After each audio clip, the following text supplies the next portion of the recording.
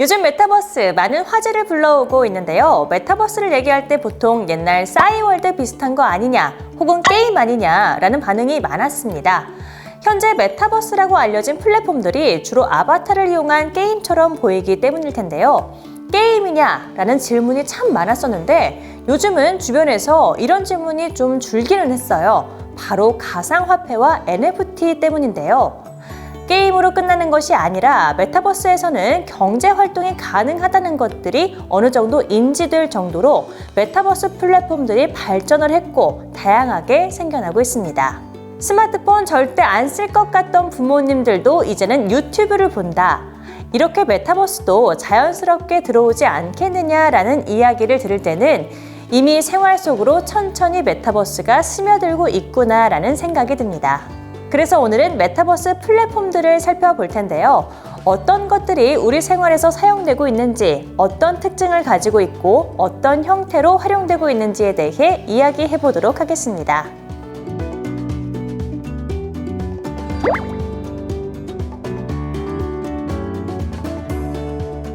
먼저 로블록스를 살펴보겠습니다. 로블록스는 작년에 나스닥에 상장을 했습니다. 첫날 시총 40조 원을 넘겼는데요. 메타버스라는 단어가 주목받기 시작한 계기를 만들어줬습니다. 로블록스는 메타버스 플랫폼을 가장 잘 구현한 사례로 얘기되기도 하는데요. 2004년 설립된 이 회사는 미국 초등학생들의 놀이터로 불립니다. 미국의 16세 미만 청소년의 55%가 로블록스에 가입하고 있는데요. 이용자의 60% 이상이 16세 이하로 알려져 있습니다. 로블록스는 아바타가 레고 모양으로 되어 있습니다. 이 레고 모양의 아바타를 이용해 가상세계 내에서 스스로 게임을 만들거나 다른 사람이 만든 게임을 즐깁니다. 로블록스는 PC, 모바일, 특히 VR로도 이용이 가능하다는 장점을 갖고 있습니다. 그래서 게임이 아니냐라는 의문이 들기도 하는데요. 샌드박스형 게임 플랫폼인 로블록스는 게임 플랫폼에 메타버스 요소를 더한 케이스입니다. 로블록스가 메타버스 플랫폼의 구체화라는 주요한 이유로 두 가지를 들 수 있는데요. 첫 번째로 게임 공급자와 수요자를 연결해주는 전형적인 플랫폼 성격을 가집니다. 로블록스 스튜디오라는 것을 이용해서 코딩을 모르는 사람들도 쉽게 게임을 만들 수가 있죠. 코딩이라는 기술적 제한을 없앴고 편한 접근성 덕분에 끝없이 콘텐츠가 생겨나고 있는데 그 덕분에 플랫폼 내에서 콘텐츠의 고가를 걱정할 필요가 없게 된 겁니다. 두 번째로 로블록스는 가상화폐 유통 시스템을 구현하고 있습니다. 사용자는 로벅스라는 가상화폐로 아이템을 구매하고 유료 게임을 즐길 수 있습니다. 게임 내 콘텐츠 제작자는 보상으로 로벅스를 제공받기도 하지만 제작을 위한 툴을 로벅스로 사기도 합니다. 게임 플레이어뿐만 아니라 창작자들에게도 수익을 쉐어하는 구조를 갖고 있는데요. 로블록스 내에서 사용자가 게임 및 아이템을 구매하면 이를 제공한 콘텐츠 제작자에게 판매 수익의 일부를 돌려줍니다. 경제 활동이 가능한 거죠. 로벅스는 일정 금액 이상이면 자체 환전수를 통해 현금으로 인출할 수도 있습니다. 이때 로블록스는 다양한 거래에 따른 일정 수수료를 받습니다. 다만 우리나라에서는 아직 불가능합니다. 현재 우리나라는 게임 인앱 수익의 외부 반출이 법적으로 허용되지 않기 때문인데요. 원칙적으로는 로블록스는 경제 활동이 가능하고 로벅스라는 가상화폐를 통해서 외부 연동 계좌로 보내 달러로 환전할 수 있지만 우리나라에서는 반출이 불가능해서 아이템 매니아와 같은 외부 거래소를 통해 현금화시키기도 합니다. 어쨌든 이런 공급자와 수요자들을 플랫폼 내 가상화폐를 기반으로 경제 활동을 지속할 수 있도록 생태계를 조성하는 것이 메타버스 플랫폼의 주요한 속성입니다. 게임을 메타버스화 시킨 플랫폼으로 또 하나를 꼽자면 마인크래프트가 있는데요. 아마 플랫폼이 제일 단순한 형태를 띠고 있습니다. 마인크래프트는 로블록스와 컨셉 면에서 유사합니다. 레고 블록으로 이루어진 플랫폼 게임으로 한계도 규칙도 룰도 없이 그냥 네모난 블록을 이용해서 게임을 만드는 건데요. 그 안에서 세상을 자유로이 제작하고 다양한 탐험이나 생활을 즐기는 게 가능합니다. 마인크래프트는 나만의 집이나 건물을 지을 수는 있지만 이것을 되팔아서 현금으로 전환하는 기능은 지원하지 않습니다. 아마 주 이용층이 청소년 이하임을 고려한 정책이지 않을까 싶은데요. 실제로 마인크래프트를 직역하면 아이들이 가지고 노는 모래상자라는 의미를 갖고 있습니다. 그런 만큼 마인크래프트는 어린이들에게 매우 친숙하게 다가가고 있죠. 이 때문에 월드비전은 아프리카 어린이들의 삶을 체험할 수 있는 마을을 마인크래프트로 건설하기도 했습니다. 우리나라 정부에서는 마인크래프트 청와대 맵을 만들어 어린이날 아이들을 초대하기도 했습니다. 버클리 학생이 직접 마인크래프트 안에서 캠퍼스를 설계하고 가상 졸업식을 진행한 것은 유명한 메타버스 활용 사례로 꼽히고 있는데요. 일본의 초등학생들이 마인크래프트에 학교를 세우고 교사들을 초대해 졸업식을 진행하기도 했습니다. 다음으로 소개해드릴 플랫폼은 에픽게임즈의 포트나이트입니다. 포트나이트는 원래 3D 언리얼 엔진으로 유명한 에픽게임즈의 슈팅 게임입니다. 캐릭터를 선택하고 총 들고 돌아다니면서 싸우는 건데요. 한국에서는 비교적 인지도가 낮은 편이지만 미국에서는 큰 인기를 얻고 있는 배틀로얄 장르의 슈팅 게임입니다. 그런데 2020년 4월 코로나19로 콘서트를 열 수 없는 상황에서 미국 유명 래퍼 트래비스 스콧이 포트나이트 안에서 가상 콘서트를 엽니다. 이게 소위 대박이 나게 되는데요. 비무장지대인 파티 로얄이라는 무대에서 9분씩 5회에 걸쳐 총 45분 공연을 열었는데 약 2천만 달러, 우리나라 돈으로 약 230억 원을 벌어들였습니다. 이는 그의 오프라인 공연 대비 10배 이상의 매출이고 분당 5억 원 정도를 번 셈이 된 건데요. 당시 동시 접속자는 최대 1,230만 명, 누적 관람자 수는 2,770만 명에 달했습니다. 이후 BTS도 포트나이트 파티 로얄에서 다이너마이트의 안무를 공개했고 팝스타 아리아나 그란데 역시 같은 가상 무대에서 공연을 가졌는데요. 인기 스타들의 공연이 열리면서 메타버스 플랫폼으로 주목을 받게 됐습니다. 특히나 V벅스라는 가상화폐를 포트나이트 내에서 유통하고 있습니다. 이번에는 우리나라에서 제공하고 있는 대표적인 메타버스 플랫폼입니다. 바로 제페토인데요. 지금까지 설명해드린 플랫폼이 게임 쪽에 가까웠다면 제페토는 SNS 형태의 메타버스 요소를 적용한 사례로 꼽힙니다. 제페토는 네이버에서 만든 메타버스 플랫폼으로 PC와 모바일에서 사용 가능합니다. 아바타를 이용해서 대화와 채팅 기능을 사용할 수 있는데 개성 있게 꾸민 나만의 아바타로 가상 공간 이곳저곳을 누비거나 타인과 소통하는 것이 주요 콘텐츠입니다. 아바타에 옷을 입힐 수도 있고 표정과 몸짓도 정할 수가 있습니다. 그렇게 부캐라는 캐릭터를 만들 수가 있는 것이죠. 거기에 제페토 월드라는 것이 등장하면서 제페토 안에서는 시공간을 초월하는 세계가 가능해졌습니다. 현실 공간을 비슷하게 만들어낸 3D 월드가 구현되는데요. 제페토에서는 이 3D 월드의 기본 맵도 있지만 개인 맵 제작이 가능합니다. 직접 본인이 원하는 스타일대로 제페토에서 제공하는 제페토 스튜디오, 제페토 월드라는 프로그램을 통해서 맵을 제작하기도 하고 아이템도 제작할 수 있습니다. 사용자는 아이템을 제작하는 이 과정을 통해 판매자가 되기도 하는데요. 이 아이템의 수입이 일정량 이상 되면 현금화시킬 수도 있습니다.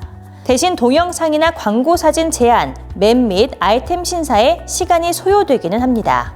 활용면에서 보면 제페토는 행사, 공연, 홍보에 활용이 되는데요. 대표적인 것이 블랙핑크의 아이스크림, 뮤직비디오 배경 공간을 제페토 월드로 구현했습니다. YG 빅히트, JYP로부터 170억 원의 투자를 받기도 했고 글로벌 K-팝 스타 블랙핑크의 가상 팬사인회와 아바타 공연도 큰 관심을 가졌습니다.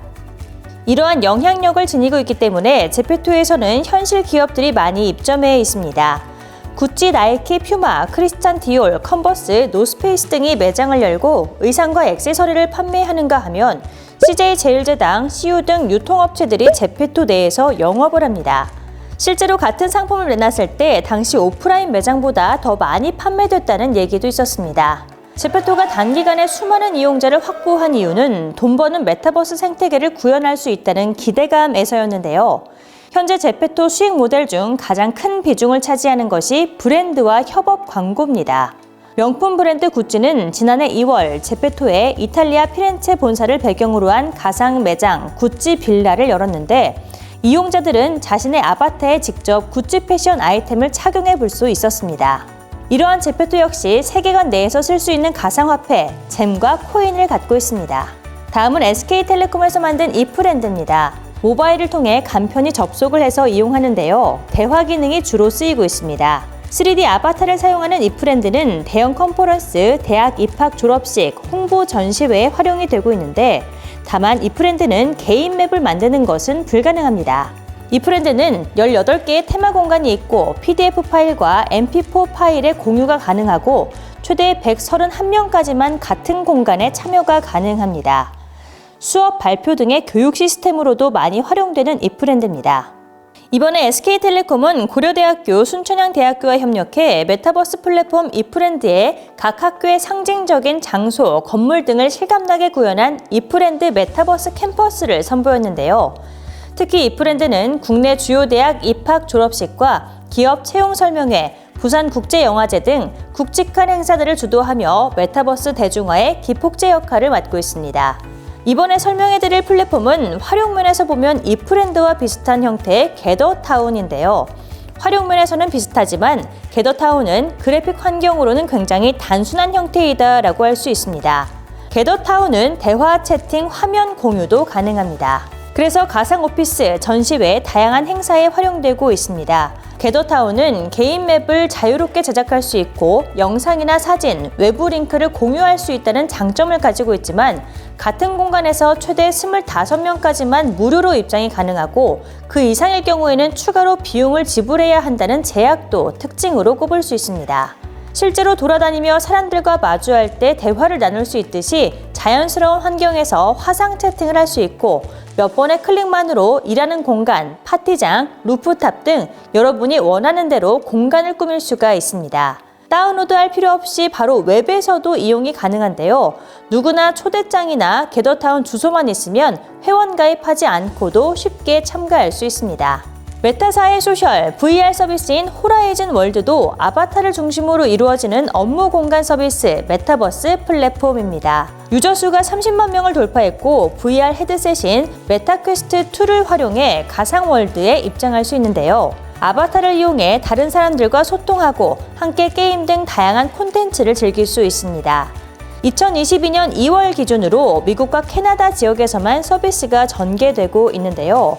아직 오큘러스 퀘스트2로 가상 공간에서의 움직임을 표현하기에는 현실에서의 움직임에 제한이 있기 때문에 호라이즌에서는 아바타의 상반신만 보여주고 있습니다. 마지막으로 새로운 형태의 특성을 갖는 메타버스 플랫폼들을 소개해드리겠습니다. 실물 경제처럼 건물, 토지, 이런 부동산 거래가 이루어지고 있는 플랫폼이 생겨나기 시작했는데요. 성인들이 주 타겟인 메타버스 플랫폼 디센트럴랜드, 어스2, 더 샌드박스 등에서는 토지 거래, 건축, 상거래 등 실물 경제에서 이루어지는 부동산 매매를 이 플랫폼 안에서 할 수 있습니다. 이는 팬데믹 시기와 맞물려 메타버스 내 부동산 투자에 대한 관심이 증가했는데요. 디센트럴랜드에는 마나라는 블록체인 기반의 가상화폐 시스템을 통해 부동산 거래를 합니다. 각 자산은 NFT로 구현이 되는데요. 토지를 분양받고 공연장 혹은 카지노 등을 건설해 임대를 하거나 직접 운영하는 것이 가능합니다. 어스2는 가상화폐와 블록체인을 도입하지 않고 현금으로도 구입이 가능합니다. 이처럼 메타버스 플랫폼은 계속 발전을 해가고 다양한 형태로 선을 보이고 있습니다. 공통적인 특징이라면 메타버스라는 공간에서 관리자가 큰 틀만 만들어 놓고 사용자들은 직접 크리에이터가 되기도 하면서 소통을 하기도 하고 경제 활동이 이루어지고 있는 건데요. 결국 서로 상생하는 경제를 만들어가는 것이 메타버스입니다. 공유 경제라고 하잖아요. 이런 세상이 가능하도록 플랫폼이 만들어졌습니다. 지금은 컴퓨터나 모바일을 통해서 주로 이루어지지만 앞으로는 기기들이 발전해서 영화에서만 보던 모습들이 현실에서 나타나는 것도 기대해 볼 수 있을 것 같습니다.